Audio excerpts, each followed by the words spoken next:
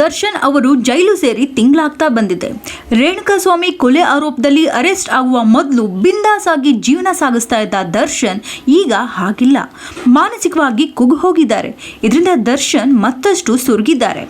ಜೈಲಿನಿಂದ ಹೊರಗಿದ್ದಾಗ ಮಾಂಸದೂಟ ಜಿಮ್ನಲ್ಲಿ ವರ್ಕೌಟ್ ಮಾಡುತ್ತಾ ಕಾಲ ಕಳೀತಾ ಇದ್ರು. ಆದರೆ ಜೈಲಿನಲ್ಲಿ ಆ ರೀತಿ ಇಲ್ಲ. ಜೈಲಿನ ಇತರ ಖೈದಿಗಳಿಗೆ ಯಾವ ರೀತಿಯ ಊಟ ನೀಡುತ್ತಾರೋ ಅದನ್ನೇ ಸೇವಿಸಬೇಕು. ಅಲ್ಲದೆ ದರ್ಶನ್ ಅವರಿಗೆ ನಿತ್ಯ ಜೈಲಿನಲ್ಲಿರೋ ಚಿಂತೆ ಕಾಡ್ತಾ ಇದೆ.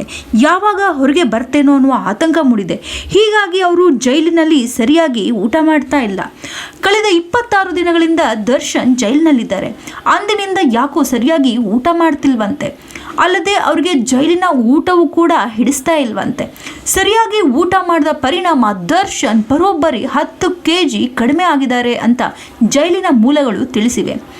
ದರ್ಶನ್ ಬಂಧನವಾದಾಗ 107 kg ತೂಕ ಇದ್ರು. ಇದೀಗ 97 kgಗೆ ಇಳಿದಿದ್ದಾರೆ. ಇದೇ ರೀತಿ ತೂಕ ಇಳಿಕೆಯಾದರೆ ಆರೋಗ್ಯಕ್ಕೆ ತೊಂದರೆಯಾಗಲಿದೆ. ಜೀವಕ್ಕೆ ಕುತ್ತು ಬರೋ ಚಾನ್ಸ್ ಕೂಡ ಇದೆ. ದರ್ಶನ್ ಅವರು ಜೈಲಿನಲ್ಲಿ ಒಬ್ಬಂಟಿಯಾಗಿದ್ದು ಯಾರೊಂದಿಗೂ ಮಾತನಾಡಲು ಇಷ್ಟಪಡ್ತಾ ಇಲ್ಲ. ಮತ್ತೆ ಕಾಲಕ್ಕೆ ದರ್ಶನ್ ಅವರ ಆರೋಗ್ಯ ಸಂಬಂಧಿ ಪರೀಕ್ಷೆಗಳು ಕೂಡ ನಡೀತಾ ಇವೆ ಎಂಬ ಮಾಹಿತಿ ಬಂದಿದೆ. ಇದೇ ಸಂದರ್ಭದಲ್ಲಿ ದರ್ಶನ್ ಬೇಗ ಗುಣಮುಖ ಆಗಲಿ ಅಂತ ಅವ್ರ ಫ್ಯಾನ್ಸ್ ಎಲ್ಲ ದೇವರ ಮೊರೆ ಹೋಗಿದ್ದಾರೆ. ಇದರ ನಡುವೆ ಈ ಪ್ರಕರಣದಿಂದ ದರ್ಶನ್ ಹೊರಬರುವುದು ಕೂಡ ಅಷ್ಟು ಸುಲಭವಲ್ಲ ಅನ್ನೋ ಅಭಿಪ್ರಾಯಗಳು ಕೂಡ ವ್ಯಕ್ತವಾಗ್ತಾ ಇದೆ. ನಿಮ್ಮ ಅಭಿಪ್ರಾಯ ಏನಿದೆ ಕಾಮೆಂಟ್ ಮಾಡಿ. ಕ್ಷಣ ಕ್ಷಣದ ಸುದ್ದಿಗಳಿಗಾಗಿ ಫ್ರೀಡಂ ಟಿವಿ ಸಬ್ಸ್ಕ್ರೈಬ್ ಮಾಡಿ, ಲೈಕ್ ಮಾಡಿ ಹಾಗೂ ಫಾಲೋ ಮಾಡಿ. ಹೊಸ ಸುದ್ದಿಗಳ ನೋಟಿಫಿಕೇಶನ್ಗಾಗಿ ಬೆಲ್ ಐಕಾನ್ ಮೇಲೆ ಕ್ಲಿಕ್ ಮಾಡಿ.